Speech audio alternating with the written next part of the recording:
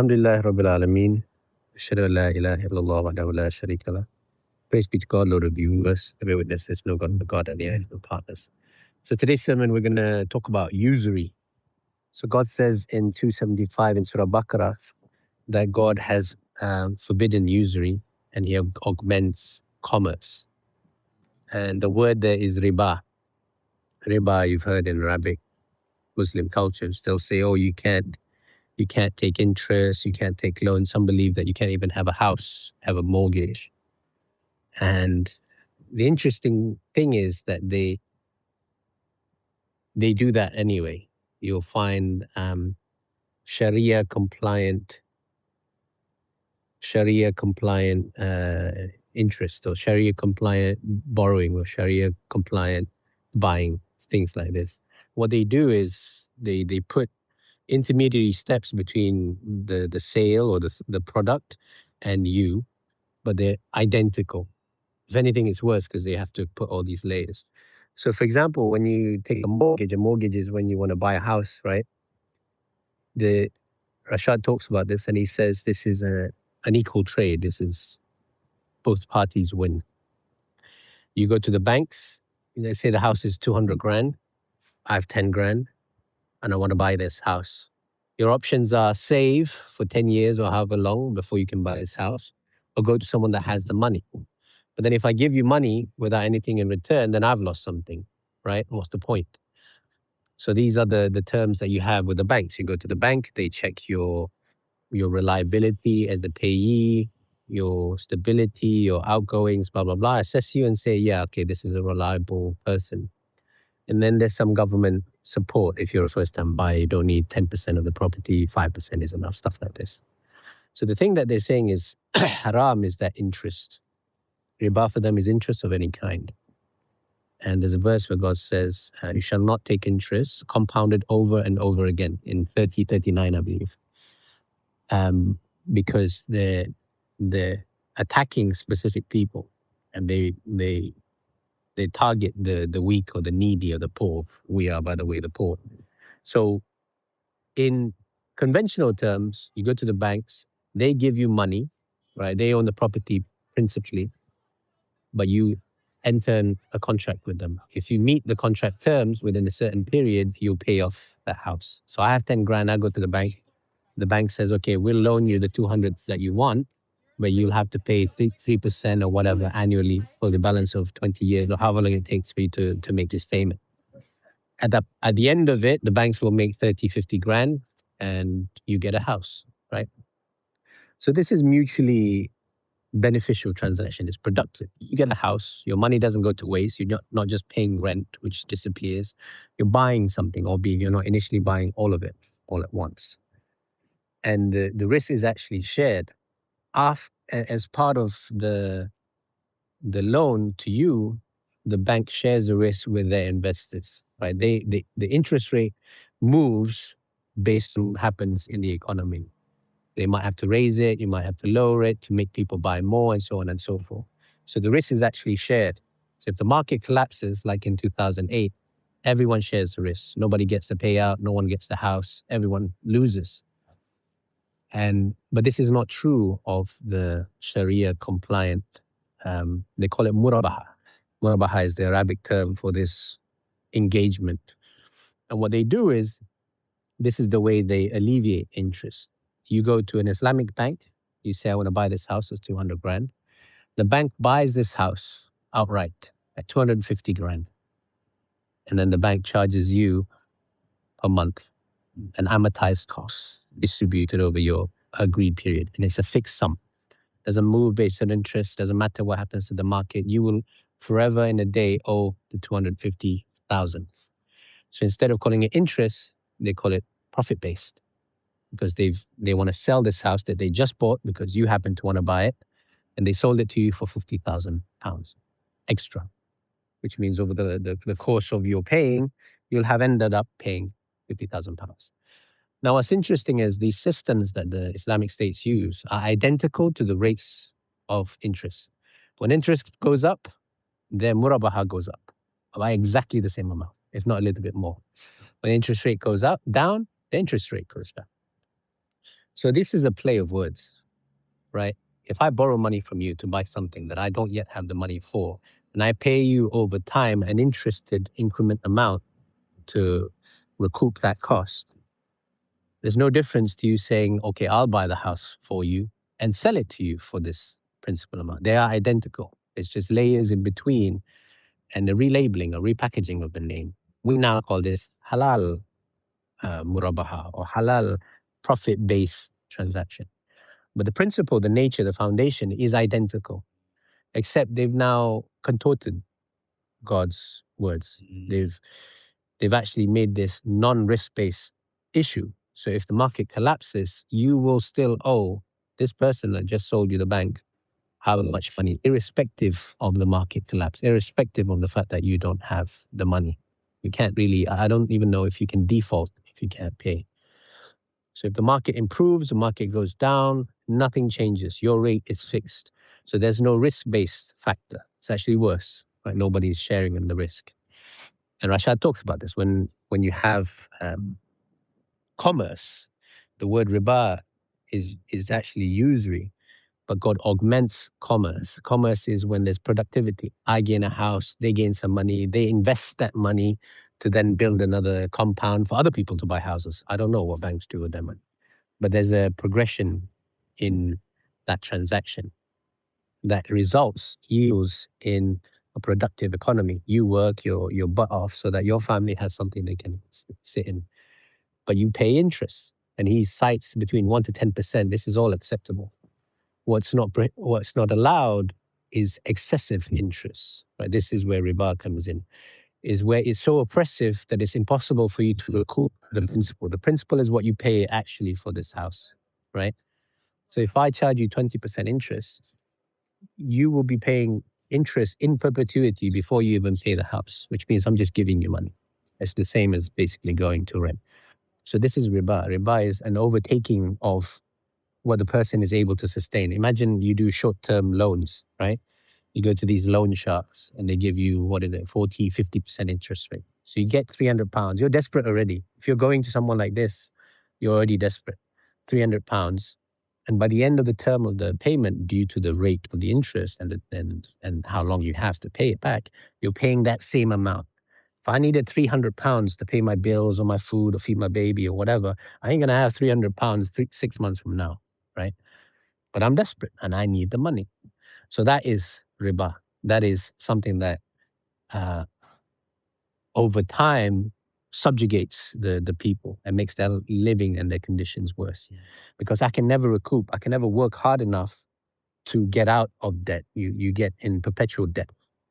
Whereas if the interest was 4 or 5% or something smaller, then I could do that. I need this £300 right now. I'm going to do overtime. I'm going to save up whatever. In 3 months' time, I would have paid £400. This is reasonable because you've earned a profit from the risk of giving me money. You might not see this guy again, but that's balanced by the fact that this person now has mobility to advance their life. God willing, we'll continue in that vein in the second part. Tubilullah.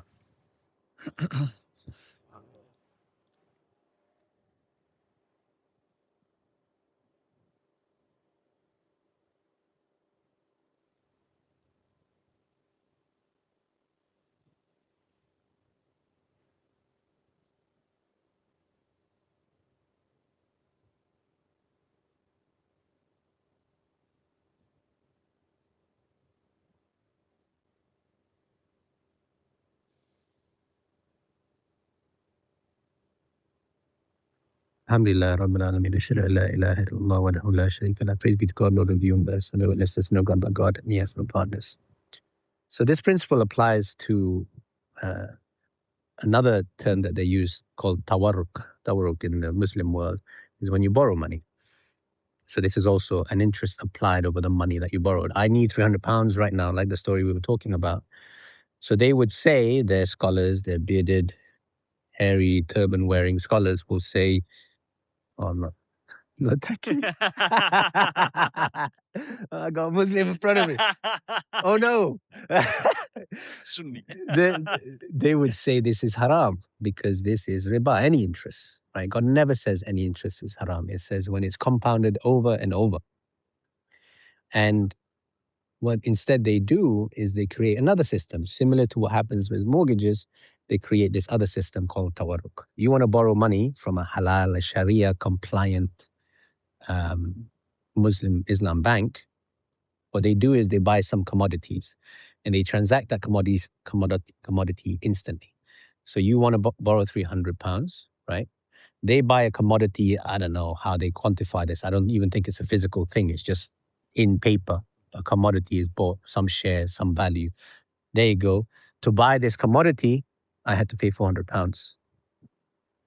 Okay, but I'm gonna use your money to buy this commodity for £300. I'm gonna top it up with £100 of my own money to buy this commodity. I'm gonna give you £300 because that's what you get. I hold the commodity while you hold your £300 that you want.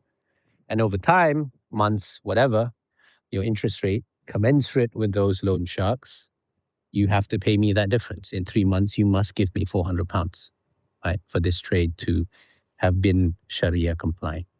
But they are identical. The only difference is I made up a whole story in between to say I bought this fake item for £400. You need to pay me £400, but I'm going to give you £300 because this is what you needed as part of the law. It's exactly the same, except it's worse. Because of that fictional layer in between, that increases the cost to the end user. You end up having to pay more.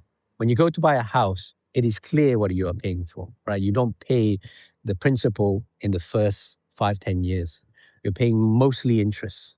This is how the banks offset their cost against someone who might just decide, oh, I don't want to buy this house anymore, right?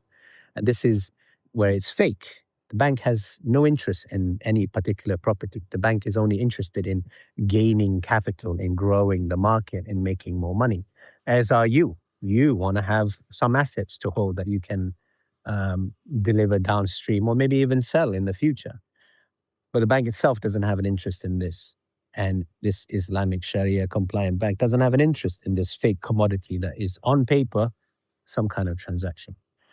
But they have to do that. That extra layer, that extra assurance in their processes costs money. Someone had to draft it up. Someone had to follow those processes through. But now there's no visibility. Between you and what's righteous is some glob of nonsense in between. So you have to pay for that and you feel good.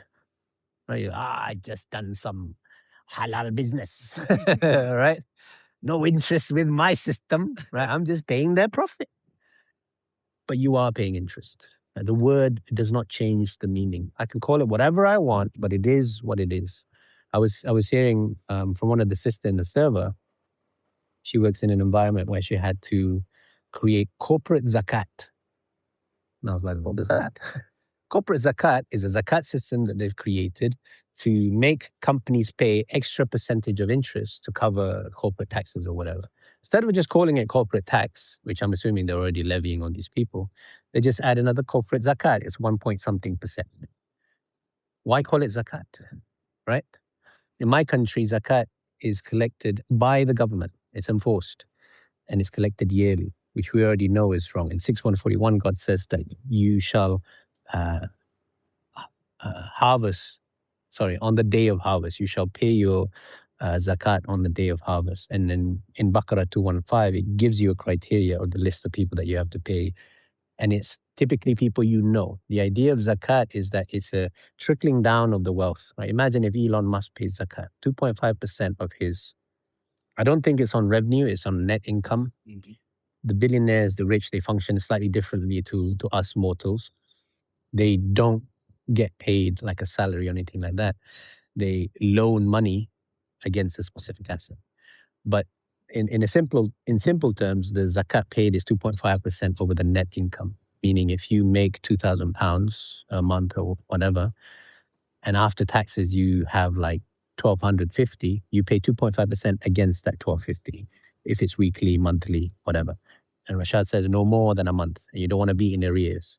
Which means if you get paid weekly and the amount is meager to the person that you know, you can save up to 4 weeks and then pay it monthly, but in advance. So when I'm entering February now, I can pay February in advance to the person that I've decided, whether it's my parents, my relatives, what is it? The traveling alien, the orphan, and then the needy, along those lines. And submitters, as I understand, qualifies in this because God says the believers, 49:10, are members of one family.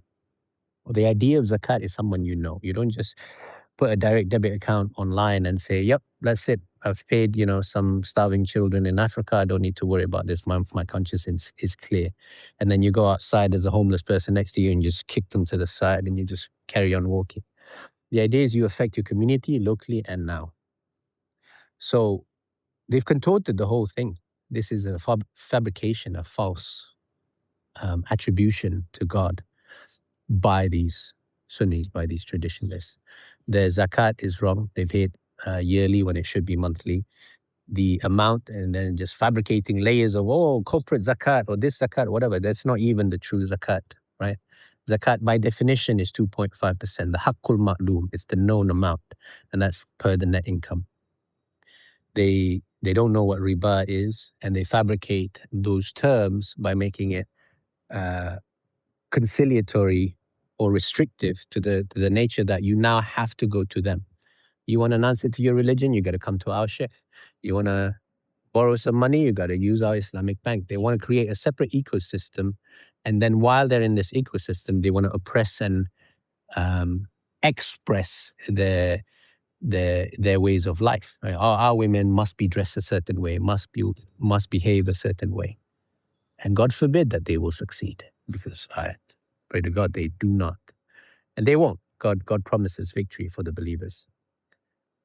So yeah, the sermon is just to highlight the fact that they've got everything wrong. As a final tribute before we finish off, just to highlight that again, they got their prayers wrong. In 7171, I think, it says, فَلَا تَجْهَرْ بِصَلَاتِكَ وَلَا تُخَافِتْ بِهَا. Do not be too loud nor too quiet in your prayer. They say it quietly in the Dhuhr and Asr. They don't know when Asr actually is. God says this is in between. This is the middle prayer, which means that it is exactly in between Dhuhr and Maghrib. So the prayers they got wrong. They add Muhammad into the prayers. God says, do not mention anyone else in your prayers. 72:18. Do not call on anyone else. It's completely nullified. It's worse than if they didn't pray. I used to think, oh my God, I'm going to suffer so much because I didn't pray when I was a kid for so many years. And then I realized actually there was a salvation from God, right? When I did start praying, is because I started removing the shahadatain, and God protected me. But the ones that go and you see the elders in the mosque, they're seeding their corrupted soul even more. The zakat is wrong, the siyam is wrong, the hajj is wrong, and the shahada is wrong. Nothing about them is correct. And God willing, we are one of those first generations that will completely subsume them and correct their ways, because we have the scripture, we have the truth, we have the clarifying covenanted messenger, and God's armies will prevail. Akim as-salam.